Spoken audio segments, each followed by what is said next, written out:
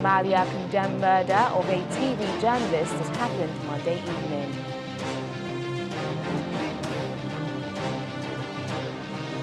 Researchers in Kenya await approval for clinical trials of 3 drugs for the treatment of the coronavirus in the country. Plus, Human Rights Advancement Development and Advocacy Center releases its report on the coronavirus pandemic.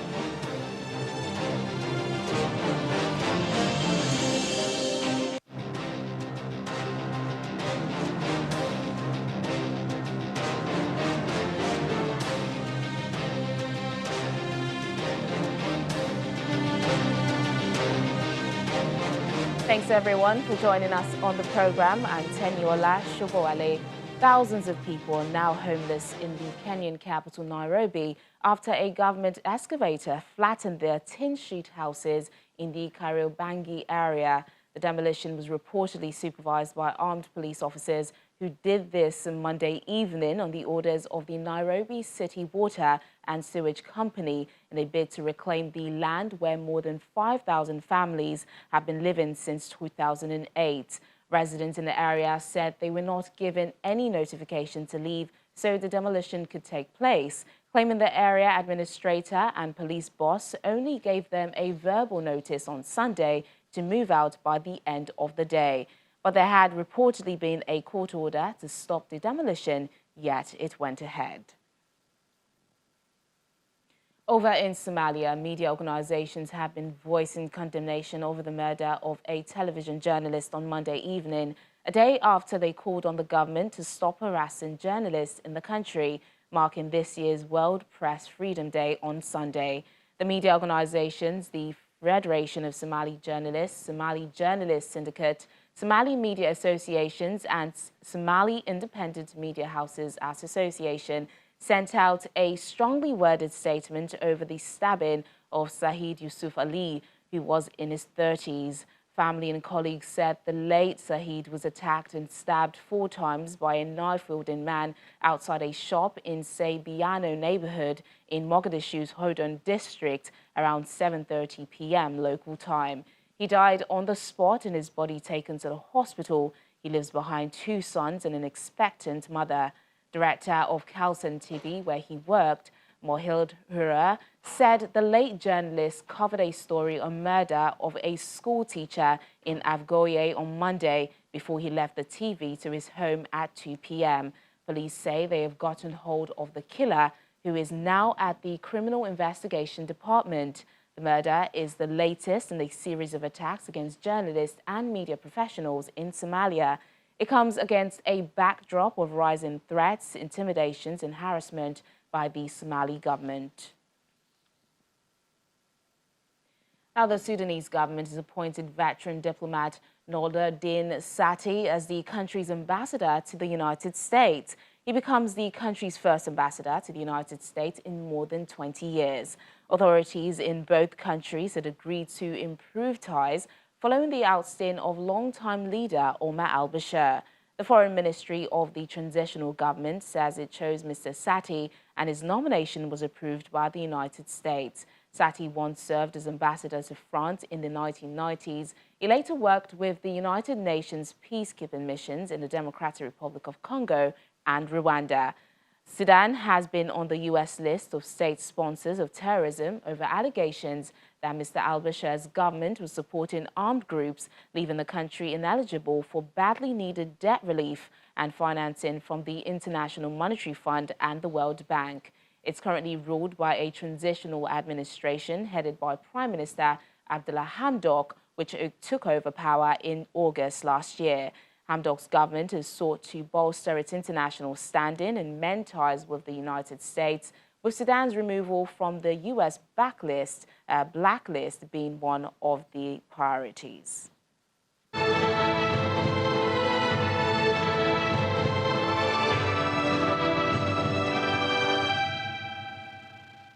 And now to our continued coverage of the coronavirus pandemic in Africa. Researchers in Kenya are awaiting approval for clinical trials of 3 drugs in the treatment of COVID-19.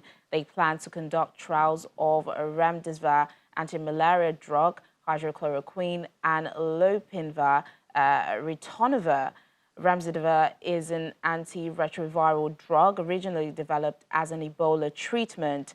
Kenya's lead investigator in the study, Lois Ombajo, is quoted as saying the trials are part of an international trial, though she did not mention who is sponsoring the study.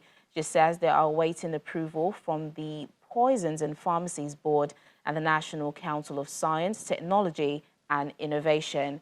Kenya has reported 490 coronavirus cases and 24 deaths.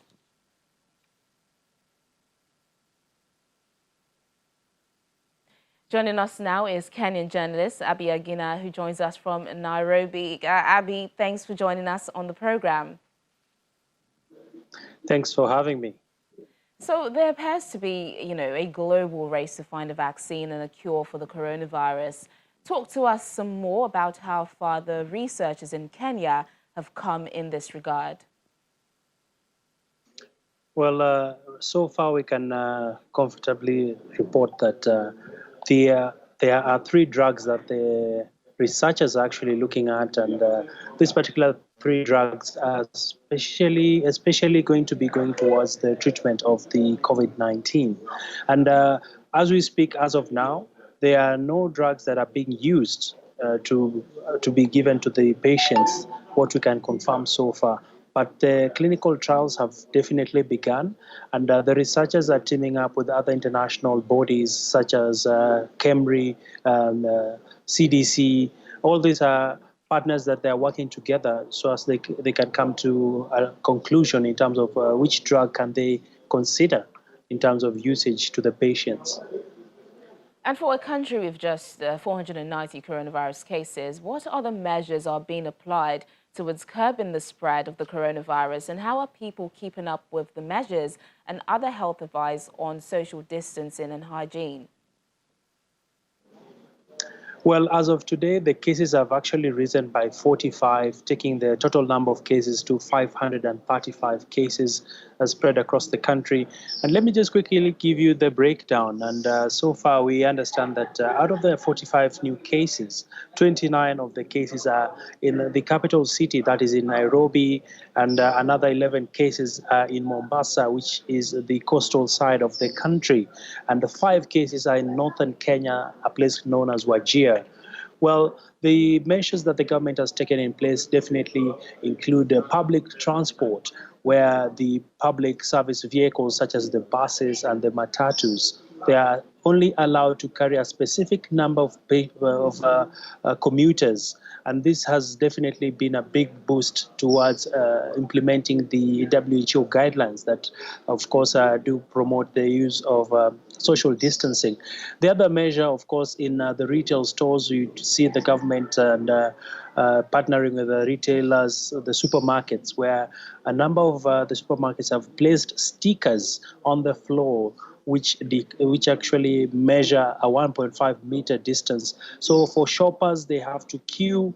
If the supermarkets are full, they have to have a waiting area where most of the consumers are sitting in the lobby, which is well spaced to a point of a meter plus. And this has also gone a long way in terms of ensuring that the spread is contained.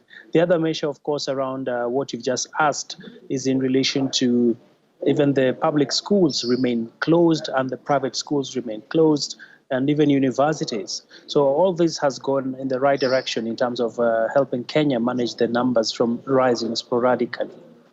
Well, Abby, speaking of social distancing, earlier in the program, we did report the demolition that happened in the capital, Nairobi. This is coming right in the middle of a global pandemic where people are being encouraged to maintain social distancing.